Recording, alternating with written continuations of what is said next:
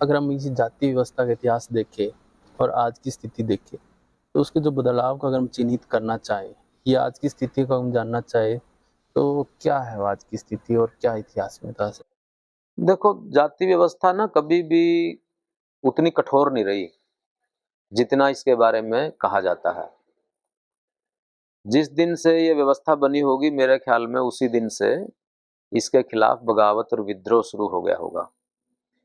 और इतिहास में ये चीजें भी देख सकते हैं कि जिस भी जाति का जो प्रोफेशन की दृष्टि से बाजार में महत्व बढ़ा या किसी जाति की हैसियत बढ़ी संख्या की दृष्टि से या सामाजिक प्रतिष्ठा की दृष्टि से या धन की दृष्टि से, तो वो जाति जो है उच्च वर्णों में शामिल होती चली गई है।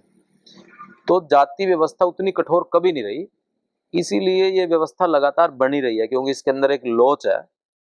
इसकी विशेषता यही है कि जो समाज में हैसियत ऊपर कर लेता है वो ऊपर चला जाता है, इसलिए ये टूटती नहीं है, इसलिए ये हमेशा ही कायम रहती है। तो ये निरंतर एक गतिमान प्रक्रिया है। जाति इतनी लचीली है कि वो हमेशा ही बदलती रहती है। इतिहास में कि कौन कौन से ऐसे मोड़ और पड़ाव आए कि कहाँ पे जाति व्यवस्था के अंदर एक बहुत बड़ा चेंज आ गया। हमारे यदि धर्म ग्रंथों में देखेंगे तो उसमें भी ये चीजें दिखाई देती हैं कि यदि पौराणिक उसमें देखें तो जैसे यदि परशुराम का जो चरित्र है, वो वैसे तो ब्राह्मण है लेकिन वो युद्ध करते हैं, जो कि क्षत्रियों का काम है। और अनेक ऐसे लोग हैं जो क्षत्रिय हैं लेकिन जो ब्राह्मणों का काम करते हैं और जो वैश्य का काम करते हैं। अनेक ब्राह्मण इस तरह के दिखाई देंगे। तो ये मोबिलिटी इसके अंदर वर्णों के अंदर कभी भी ये उस रूप में बहुत सख्त नहीं रही है।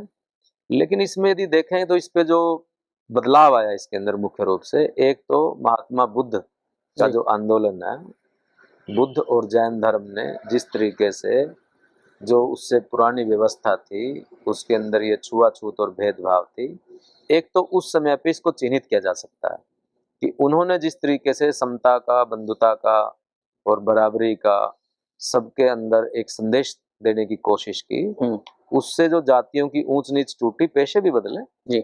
और एक एक तो वो समय है जहाँ पे जातियों का जो यदि उसमें कोई कठोरता थी भी तो वो ढीली होती नजर आती है और वो दिखाई देती है।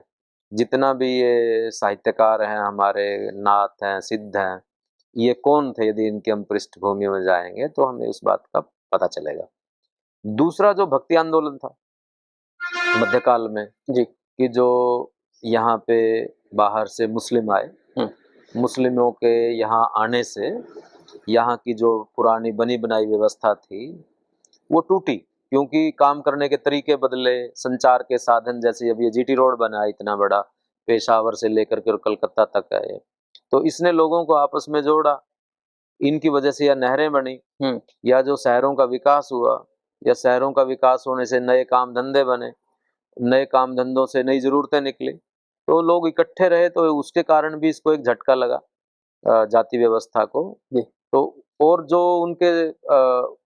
उनके साथ ही या उनके आसपास से फिर सूफी संत आए, जिसमें कोई ऊंच नीच का और इस चीज का ख्याल नहीं था। एकेश्वरवाद की जो भावना, उसका विचार आया यहाँ पे और उसने प्रबलता ग्रहण की, तो कि सब ईश्वर के बंदे हैं और सबको उसने पैदा किया है जी। ये विचार जिस तरीके से आया, और क्योंकि इस्लाम में कोई जाति के आधार पे इस तरह से भेदभाव नहीं था, सबको बराबर ही माना जाता था, सारे सबका एक ही भाईचारा था, तो उसने यहाँ के समाज को प्रभावित किया। तो उस समय भी इसको एक बहुत बड़ा झटका लगा, जिसका जो परिलक्षित होता है पूरी तरीके से कबीर की वाणी में या गुरु रविदास की वाणी में या गुरु नानक की वाणी में जो दिखाई देता है। दूसरा उभार उसमें वहां पे चिन्हित कर सकते हैं।